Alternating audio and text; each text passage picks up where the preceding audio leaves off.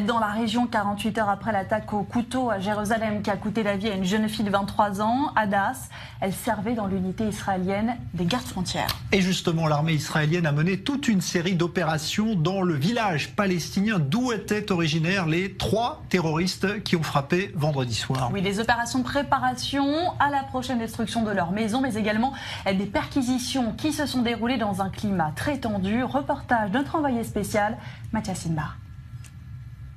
Les rues du village d'Ir Abou Meshal sont quasiment désertes. Les stigmates des affrontements de la veille sont encore visibles.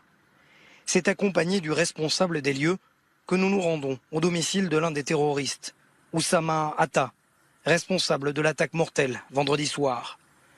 Sa mère se dit choquée, mais n'exprime aucun regret. Personne n'aime que son fils meure, mais à la grâce de Dieu, j'espère qu'il sera un martyr à côté de Dieu.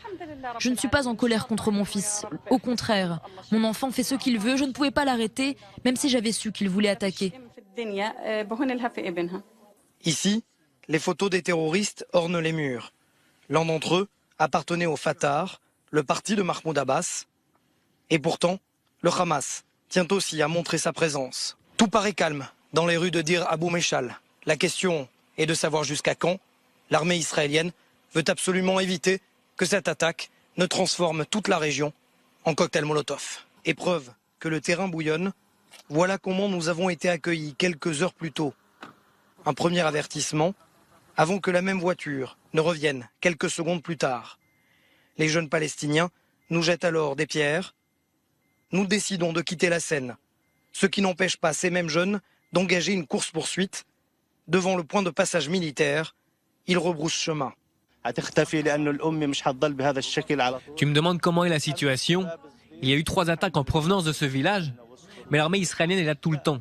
Nous sommes des anciens, on peut parler avec l'armée, mais les jeunes, ils font ce qu'ils veulent, ils sont incontrôlables. Et ce n'est pas le bouclage du village qui va les arrêter. Les attaques continueront. Et pour l'heure, l'armée contrôle toujours l'entrée de Dir Abou Meshal. Seules les personnes de plus de 25 ans sont autorisées à sortir du village.